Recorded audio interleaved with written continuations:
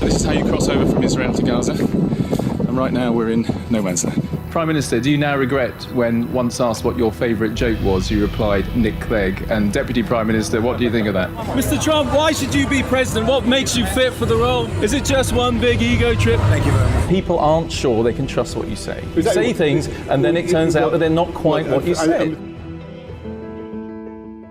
My name's Andy Bell and I've been a journalist for over 30 years with the BBC, Sky and ITN. For this podcast series, How Did We Get Here?, I provide context and background to a big story in the news by talking to someone with real insight. For this edition, as Russia and the West confront each other over Ukraine, what does Vladimir Putin actually want? Are countries like Britain really prepared to stand up to him? And what does this crisis say about the balance of forces around the world between what we would call democrats and autocrats? I've been talking to Tom Tugendhat. He's an MP and a former soldier. Today he's chair of the Foreign Affairs Select Committee, and he has some forceful views about both Russian and British leadership. Tom Tugendhat, thanks very much for talking to us for this edition of How Did We Get Here? I'm very conscious we're talking on the afternoon of Tuesday, February the 15th. Things are obviously in flux, but as we speak now, what do you think? Are we going to have a war in Ukraine? Well, I very much hope not. I mean, it's really hard for me to answer the question because actually, despite all the intelligence, despite all the satellite photos that have shown us tanks and fuel dumps and field hospitals and all the rest of it, the truth is nobody knows except one man, and that's Vladimir Putin, and he ain't saying. So unless you've got a hotline to him, I'm afraid, Andy, I can't answer the question. What's your best analysis at the moment, though, of what you think his intention is? Well, I can tell you what I think his intention is, and I can tell you what I think would be wise, but none of that means that that's what he's going to do. I think what he's trying to do is he's trying to demonstrate that the West is united, that America is not that interested, that France is going it alone, that Britain's got fewer allies, that Germany's more interested in the energy, that London's more interested in the cash. And he's trying to take all this and use it as a lesson for countries like Ukraine and in the future, probably others as well, to say, look, these are your friends. These are your friends who won't stand up for you. These are your friends who you can't rely on. Aren't you better off with me? Now, whether or not he actually crosses the border is a different matter, because crossing the border might undermine all of that hard work. Well, that's the sort of obvious question, isn't it? I mean, can't he get all of these things without him actually ordering the tanks over the frontier? Well, I think that he probably can, which is why I still think there's a large element of doubt as to whether he will cross the border. So the intelligence that's showing at the moment that, you know, the tanks are fueled and ready to go, everybody's in their pre-departure points, the commanders are in place, the maps are drawn and the orders are given, doesn't actually mean that they will do it, because he's rather like an abusive partner, I'm afraid. One day he turns up with baseball bats and the next day with flowers. You know, it's a very, very controlling relationship he's trying to have, not just with Ukraine, but actually with the whole of the West, in order to keep us permanently off our guard. So, you know, announcements like today's withdrawal echo completely the announcement that he was withdrawing 10,000 troops just before Christmas, and you can see what difference that made. So what he's trying to do is just keep us constantly unbalanced, constantly ready to be, as it were, overthrown. So, you know, that's why I'm not too sure we can predict from any of his actions a future that we would like. Is there anything specific that he thinks he can get out of this particular moment with regards to Ukraine, like a promise not to join NATO, like some sort of recognition of those eastern areas of Ukraine which are essentially already beyond the control of Kiev? Is there something specific there that he could chalk up as a win, do you think, as a result of this? Well, I mean, he's already got some wins in a strange way. I mean, nobody's talking about the annexation of Crimea, the first time that a European border was changed by force since the end of the Second World War. Nobody's talking today about what just passed in the Duma this afternoon, which was the annexation of two areas in eastern Ukraine, Luhansk and Donetsk. And that was passed in the Russian parliament. Yes, this new annexation passed in the Russian parliament, a bill introduced by communists, but there's no way anything passes the Russian parliament without, you know, Putin say so. So he's clearly agreed to annex, formally according to the Russian law, two areas of Ukraine. Now that's that's a big change. Now, he may get some sort of a promise about NATO expansion, as he calls it, but actually, let's not forget, he agreed to it in 2008 and ratified it in 2010. So this isn't exactly, without his consent. He was absolutely part of the conversation. And those who say that there were promises made about NATO incorporating Eastern European countries, it's complete rubbish. We made promises about our own nuclear weapons. We did not make promises on what sovereign states could or couldn't do in foreign policy terms, because that wouldn't have been the right thing to do. Sovereign states can always determine their own foreign policy, and that's exactly what Vladimir Putin said in Rome in 2010. He's just changing his tune now. And is the very fact that everybody is talking about what is Vladimir Putin going to do, he is the one man that everyone is trying to guess, he is the person that people are going to see, like the German Chancellor today, that's kind of already a win in international diplomacy, isn't it, from where Russia once was? Right. I mean, if you think about it, there's not that long ago that nobody really minded what Russia was doing. It's a country with a failing economy. Its two outputs are energy, which at the moment happens to be high, but sometimes is low, and weapons. That's basically what they export. And it's an absolute tragedy for a country that has given the world some of the world's greatest cultural exports, scientific exports and innovation, to see it reduced like this by a mafia dictator and his small cabal of thieves. But, that's what he's done. What about the response of what we'll call broadly the West? Have you been happy with what you've seen? Well, some bits have gone pretty well, actually. I have to say, I think the Defence Secretary, Ben Wallace, has done pretty well, I think, demonstrating our commitment to Ukraine now over many years under what's called Operation Orbital, which is the operation in which British soldiers have been training Ukrainian troops. I think that's been very important. I think getting the various anti-tank weapons into Ukraine has been important. And I think demonstrating that Ukraine isn't going to be some easy target that can just be plucked, at will. I think that's important. But let's not pretend that those are the most important aspects to Putin's calculation. For him, it's a lot about European energy. So it's a lot about Nord Stream 2, about German energy needs. And sadly, it's also a lot about dirty money running through London. Well, we'll certainly come back to that last point, but I just wanted to talk about within the West some of the divisions. I mean, Ben Wallace, Defence Secretary, talked about a whiff of Munich a couple of days ago. I mean, it felt at the time like he was sort of alluding perhaps to some of the other leaders of European countries, I don't know if it's France or Germany, about the sense that maybe they were ready to sort of trade something away in a way that Britain and America were not. Am I overinterpreting there? What do you think? So I've spoken to Ben about this, and I think his point was reasonable, which was, this is the talks before conflict. I think any suggestion that this is appeasement, I think, would be wrong. And when I've spoken to him, that's not what he meant. And I can understand that's not how it was interpreted, but that is not what he meant. So I think we should have a look at where we are. It's that moment of pause when things could go okay. But actually, it's fundamentally not down to us. It's down to a dictator who can manufacture, as Hitler did, the Gleiwitz incident, when Polish troops, in theory, attacked a German radio position on the Prussian border. Of course, they didn't. It was fabricated. It was complete fraud. But, there is suggestions that a similar false flag operation may be replicated by Ukrainian or rather by Russian troops dressed as Ukrainians in order to convince people that Ukraine had attacked Russia. I mean, a laughable suggestion to anybody who even thinks for a second about it. On one side you have 130,000 troops massed, and on the other side you have some border guards. I mean, clearly it's absurd. So do you feel reasonably confident then that all, France, Germany, US, UK, pretty much on the same page in dealing with this? Well, there are clearly elements of concern. I mean, I wish the European Union wasn't trying to conduct a separate foreign policy from NATO. I don't think that's helpful. The European Union has never successfully conducted a foreign policy for very obvious reasons. Its 27 member states have different foreign policy interests, which is perfectly reasonable.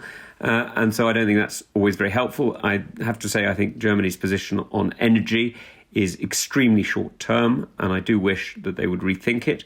And, there are other areas of division. But the problem we've got is anybody who goes to Moscow, if they say the same as the United States and their allies, then they're mocked because there was no point in them being there. They're just American poodles. And if they say something different, then the position of division is exploited. So it's a very difficult line to tread. I mean, the basic problem is it not that no one is suggesting we are going to fight for Ukraine should it come to it. That's kind of a basic issue, isn't it? And how can we get around it? Well, we don't have a treaty with Ukraine on that basis, and the reason we don't have a treaty with Ukraine on that basis is it's not a NATO member, which again puts a complete lie to the fact that Europe is expanding east to try and sort of take in NATO partners on Russia's border. That's simply not true. We haven't gone any further than the position that was agreed in 2008 with the Russian Federation. So, it is ridiculous to suggest that the position has changed, much to the frustration of many in Kiev, not everyone, but many in Kiev. It has stayed relatively unmoved. So our threats, though, what will happen to Russia if they were to launch an invasion, boil down to sanctions, economics, that kind of thing. Are those threats credible? Well, they're certainly credible in the sense that we can do them.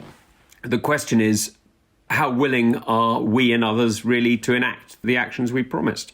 And I think this is a question where, Russian officials are looking at us today and wondering if we're serious. Because if you look at the unexplained wealth orders, for example, that we passed now 4 or 5 years ago, barely a handful have been used. If you look at the various different ways of sanctioning Russian officials, many of whom have assets that massively outweigh their earnings. I mean, there's one Russian deputy prime minister who has an £11 million flat.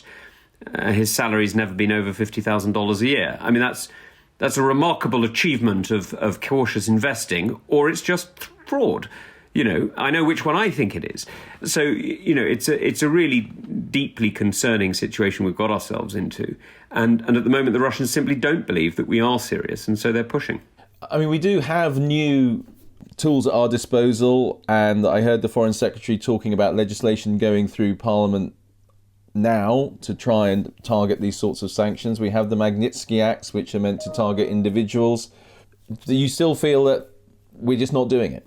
Well, I mean, there's a very minor change in our sanctions regime that's being introduced through an SI, but, we're talking about sanctioning people we don't know what they own because we don't have a beneficial register of ownership. So, if I don't know what you own, it's quite difficult to sanction what you've done. We don't have a Foreign Agents Registration Act, so, you can employ the best lawyers and the best lobbyists without me knowing that they're working for you.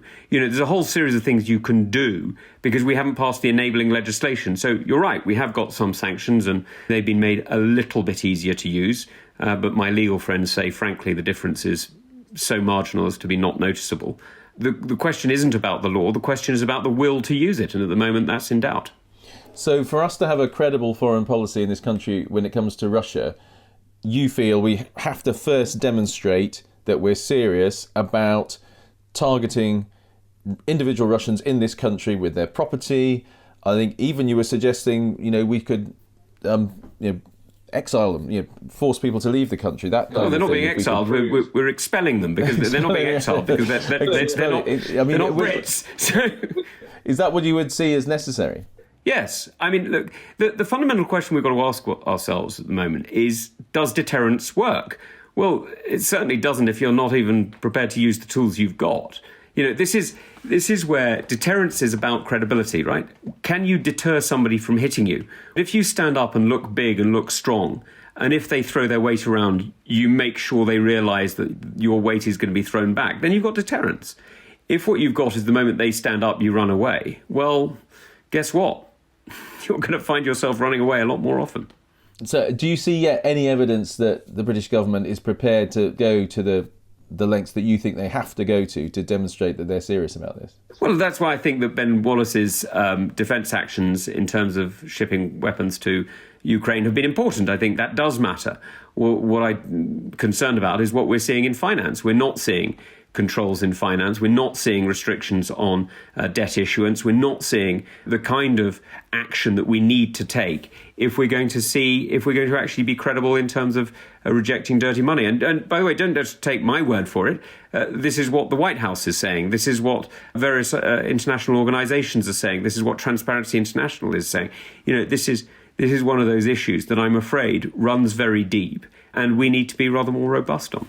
Do you think what is happening with Ukraine is part of a wider picture that you have people like Putin, people like Xi in China, and you have the spectacle of what happened in Afghanistan in August, and the sort of a retreat of American power. Is it simplistic to say there's something quite big going on here, and the shift in kind of world power blocks and the power relationships between them? What do you think? No, I don't think that's simplistic at all. I think it's accurate. What we're seeing at the moment is a real change in the way that the world is governed. Now, up until, well, take your pick, now, 5 years ago, it was pretty clear that the way in which we work together was basically set out by UK lawyers over the last few hundred years, US and European more recently, but basically shaped on that kind of sort of rule of law, fair dealing principle. And that's being undermined. It's being undermined hugely by two countries. The first, quite obviously, is Russia, which is trying to change borders by force. Already done it once, as we said, in Crimea in 2014, and now trying to do it again. Now, the second country that's trying to do it, but doing it differently, is Beijing. China's actions in not only the Near East, but its Near East, as it were, the countries bordering it, but in areas around Africa and other parts, is a way of trying to change the way that the World Trade Organization, the United Nations system, and many other international organizations are able to influence the way we work, we deal with each other. Now, those are, on one level, sort of moderate interest to foreign policy geeks. The reality is actually they're of interest to all of us, because that uncertainty, that question over who owns what and who trades how, is a real problem for us. Not only is our service economy about 80% of UK business and built into that global network, but we're also a massive importer. We're a trading nation, we sell abroad, we buy from abroad. And as the uncertainty spreads, goods and services become harder. So you're seeing at the moment oil prices mean that your home and mine now costs a hell of a lot more to heat. And I don't know how much you drive, Andy, but driving around the patch and driving around the country as I do, I can tell you that £1.50 a litre is something I really notice. So is what's going on here a bigger test in a way, or a test of something bigger, that standing up to Russia in this circumstance is beyond, it's big enough, the idea of a kind of war in Europe, but it's almost part of a test of a bigger global contest that's going on? Well, this is why I don't think it's standing up to Russia or standing up to China. The reality is what we're trying to do is to stand together with our friends and allies and defend ourselves. I mean, I wish China were a modern democracy with the rule of law and many other things. I wish the same for Russia. How they run themselves, however, is not in reality my business. What is my business is the way that they try and damage the interests of the British people. And so I'm absolutely focused on how we protect Britain, how we stand up for Britain, and how we make sure British people's aspirations and prosperity isn't damaged by the actions of violent dictators. Now, how do we do that? We stand with friends and allies. We work with France and Germany, with America and Canada. We invest in our relationships in Japan and Australia. We look for partnerships in places like India and Nigeria. We deepen the Commonwealth. We strengthen the United Nations, and we deepen the alliances that we have together with NATO. That's how we do it. We stand together. It's not about standing up to Russia, but standing up for ourselves. In these circumstances, though, do you think what we can do together with the sort of allies you're talking about will really be enough to deter Russia, that they will be worried enough, Putin will be worried enough about the damage done to the Russian economy, to his personal situation, to the wealth of his friends? Can we do enough to deter on that level? Well, it depends if we're serious, doesn't it, Andy? I mean, if we're serious, then yeah, we can. The reality is we have an awful lot of leverage over the Russian elite. They want to send their kids to our schools and universities. They want to shop in our, high streets. They want to hide their money in our, in our jurisdictions, and actually quite a lot of them want to hide their money in our property. But that's not good for us. It puts up the price of property. It feeds into the uncertainty in other parts of the country. It's really not helpful to us. So frankly, standing up for Britain, standing up for the British people, and rejecting Russian dirty money is all part of a continuum, and I see no reason why we shouldn't do it. One last question. Obviously, Boris Johnson, our Prime Minister, is the person leading the government, leading the response to this. Are you happy he's the man there in position right now who's doing all of that? Well, I've always thought of diplomacy as a team effort, frankly, and it's up to all of us to decide how we act and how we behave. You know, if you're in finance, if you're in the law, if you're in business, you decide who you do business with, right? You do have a choice as to how you act.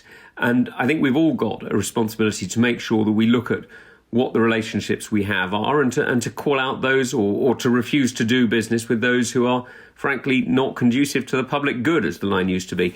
The reality is leadership in a democracy isn't wedded in one man. We're not a dictatorship. We don't have just a single point of, authority. We're all leaders in a democracy, and it's up to all of us to stand up. Nevertheless, the position of the Prime Minister is pretty important. I mean, do you think that his position, his authority on the world stage is weakened because of what's been going on for the last 2 months in the UK?